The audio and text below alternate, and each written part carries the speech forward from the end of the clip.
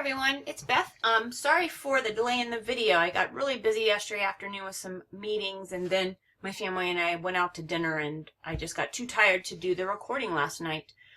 So doing it now, and as promised, this video will be about MLA format, thesis statements for memoir, and how to find an epigraph for your memoir. So I want to start with us looking at a draft. And the only thing that this draft doesn't have by way of MLA format is something up here in the right hand corner, which I'm going to add for you. And then you'll notice that the body of my draft is not yet in double spacing. Excuse me, but I will try to put it in double spacing. Unfortunately, I'm not in Microsoft Word. I don't use a PC at home. I have a Mac, so what I show most of you won't apply, so I'll probably have to re-show you the double spacing stuff and the header and footer information when we're in class. So actually what I'm thinking is I'll just skip that stuff for now. But to review what we talked about in class, when I talked to you about page 742 in our textbook, there's an example of a student draft that's all the way revised, all the way edited. It's gone through the writing process. The writer has written a rough draft, probably received comments from other writers, probably his professor, and then you see it's in MLA format on page 742. So you can look there if you need to. But I'll just quickly go through and let you know what else I'm looking for the draft that you'll bring to class with you on Tuesday. So the first thing that is in, I'm waving my mouse over here on the left-hand side. This is called the heading. It only appears on the first page of your draft, and it consists of your first and last name, so that's why I just have first and last there. You'll put your first and last name there. Usually the course number, and you could incorporate the title of the assignment, your instructor or professor's name, and then the bottom line, the last line of the heading is the date that the assignment is due. So you'll remember that I talked to you in class about pushing the revised memoir deadline back just one class period to February 2nd. And MLA format requires that you not use the standard month, day, and year format for a date that we are used to. You have to do it by putting the date first, the month second, and the year third, and you'll notice there's no punctuation mark between these three items. All right, and then centered on the page, you'll have a title. You see I have a draft of the beginning of my memoir here, and then you'll start writing your paragraphs after that. What I'm going to do is insert my epigraph here. So let's talk about that next, since we're looking at the formatting of the draft.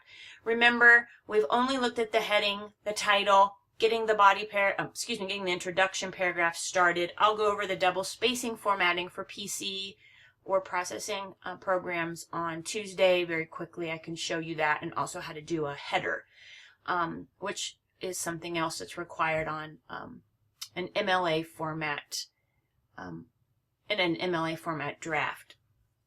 All right, so let's do epigraph. You guys are going to see me move to a browser window. Let me make this a little bit larger so you guys can see. Right now I have Junot Diaz's essay pulled up. I'm going to go back there in a little bit. So what I did was I went to Google and I typed in the words here, quotes on moving. And I don't know why I have two prepositions there, but I put quotes on moving or moving on. I think actually Google might have inserted that. But what I was looking for was quotes on moving. So let me fix that. If I type in quotes on moving on the Google page and then I hit search, I'm going to get some results. So of course, Google has, the Google Images page as well. And so I might find a quote that I could use for my epigraph in an image, but I want to show you what else comes up here. So there are lots of websites that collect quotes. Brainy Quotes is a pretty well-known one. Goodreads is, if you guys don't know, is a website and an app that allows you to join the community and you can keep track of what you've read. I used to use Goodreads, don't find use for it anymore, but what Goodreads is nice for is lots of quotes from literature. And if I keep going down, there'll be quotes on different kinds of websites. I can see this is a Pinterest one. This is a website that's a blog. It's naming itself a positivity blog, so 36 inspiring quotes on. But this isn't what I'm looking for. I'm not looking for letting go and moving on, just for moving, right? Moving from state to state. So, also some inspirational quotes. So what I recommend for your epigraph is that you choose one of these websites. And I think I'm interested in the Goodreads ones. I find Goodreads to have some really nice passages. You guys remember we practiced passages in class on Thursday. And these are going to probably come from books. And I am looking at the first one, so I'm sort of, you hear my words sort of being strange and slow because I'm looking at these first two, which I really, really like. So I'm going to tell you that I'm going to copy and paste. Oops, I think it's going to take me to another page. Hold on, that's not what I wanted to do. I'm going to try to copy and paste this. So you notice that I have left clicked and dragged over some text. I'm going to copy it. I can use my edit here and copy what I've copied there. I'm going to go back to my draft and I'm going to paste it in. And probably I'm going to get some formatting I don't want here. So I'm not going to worry about the blue formatting for now. I'm going to let you know that I'm going to delete the specific book that this came from. And since I'm quoting it, I would need quotation marks around it, except that when it takes the place of an epigraph, the whole thing needs to be italicized. And remember the instruction sheet that I showed you in class, that where I had an epigraph from a writer named Mary Karr. So I'm going to move Plath's name up here, the author of this quote, so that I have my epigraph now. And the other thing I'm going to do, one more thing, is I'm going to center it on my page. Okay? So this is what you're going to do. You're going to find a profound statement that probably has something to do with the subject of your memoir. And mine is about moving, although you see the title of my memoir is Unpacking, but I'm unpacking boxes that I had to pack and then unpack when I came to Colorado in April of 2016. And I really like this passage. What the epigraph will do, as I mentioned in class, is it will kind of provide some kind of a theme or a focus. And I really like some of the ideas that the quote that I'm using from Sylvia Plath here, this idea of moving toward new horizons and going in a different direction and thinking about what you've lost, but what you gain. So any of these things that this epigraph says, I may end up coming to in my own memoir as I'm unpacking something.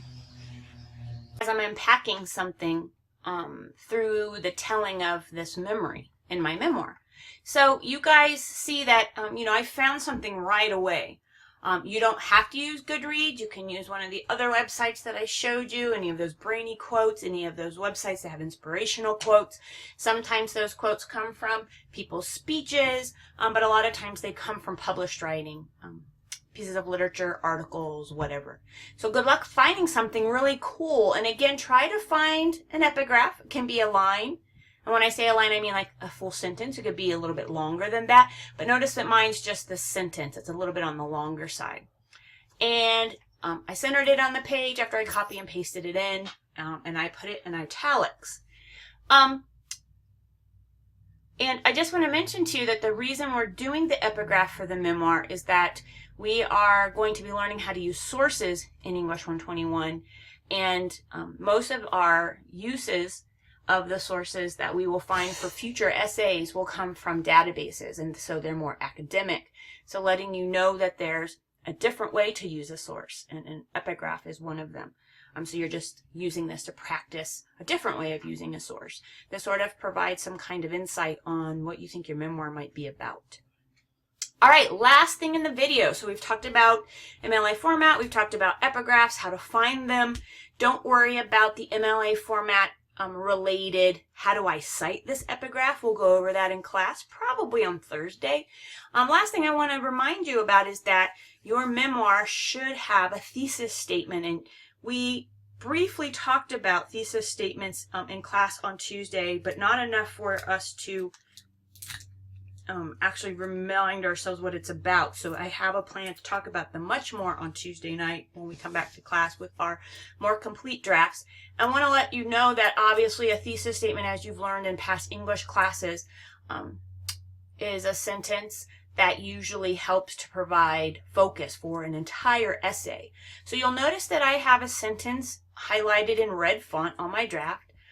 And I wrote, baffled, I congratulated myself for all the effort I'd put in the last several days to reduce my life to stacks of boxes, and I walked away, hearing the truck's back door slam shut, not realizing what moving across country might mean later. And so for me, I've decided that I think I'm writing my memoir to reflect on what I realized it meant when I was unpacking boxes and realized what I left behind and all those kinds of things. So this thesis statement, this sentence in red, is basically telling readers, hey, I think this is what my memoir is about. And I think this is what my story will be about. And so it provides some kind of focus for readers to be looking for information about my realizations as I unpack boxes. And so I want to show you one other example. I'm going to move to, you guys remember I started this screencast with the image of Junot Diaz's essay from the textbook. This is the first page. And I want to direct your attention to paragraph 2, but remember paragraph 1 was the little bit of background information that he gave about where money came from for their family, for his family in America, even though there were still family members back in Santo Domingo. And I want to read paragraph 2 to you because I believe he has his thesis statement here. We kids knew where the money was hidden, but we also knew that to touch it would have meant a violent punishment approaching death. I, who could take the change out of my mother's purse without thinking, couldn't have brought myself even to look at that forbidden stash. And I want to say to you that I think the thesis is more the second sentence of paragraph 2, though the first sentence makes us realize that this is probably the story of a kind of punishment that someone is going to experience because they've taken something that they're not supposed to. And we know that that ended up being a thief, and that the writer tells us a story of how he recovers the money, but he never really punishes that person, right? I mean, I guess catching him is sort of a punishment. But I want you to know that I think the thesis of this memoir that we've read in class and that you guys read again for homework and that we've talked about in class a few times, I think the thesis is the second sentence. So in this video now, you have 2 different examples of thesis statements. And the real reason for a thesis statement in academic writing is that professors and readers at the academic level want to know what you will be focusing on in your essay. And so we know in the memoir that this story is about the money that was stolen, the forbidden stash that was taken. And then we know in the end that he decides not to keep it because he could have.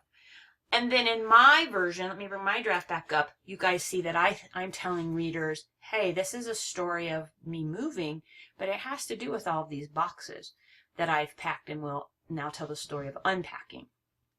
So again, remember, thesis statement means I'm telling you, anyone who's reading my essay, what I believe this will be about. So I think the thing you can try, if you're really not sure how to write a thesis statement, is to start with, I believe this story is about. And of course, that's not the best way to write a thesis statement, but it gets you a draft of a thesis statement. And from there, you can rephrase it to try to write it in a way that matches with you telling a story. All right, so this video is done. We've gone over MLA format, some brief information about it. We've talked about how to find an epigraph, why we're using an epigraph, looking at example epigraphs. And then we've also looked at 2 different thesis statements, the one in my draft that's on the screen, and then we looked at paragraph 2 in the Junot Diaz essay. So as you are revising and adding to your memoir for Tuesday, remember you're bringing out a print and draft, definitely look at my example thesis statement and Junot Diaz's, and a lot of the other examples we've read also have focusing sentences. That's what a thesis statement does. Focuses the piece of writing for readers. So look at any of the others as well to get some ideas for how to write a thesis statement. All right, have a great weekend, guys, and I will see you in class on Tuesday at 6.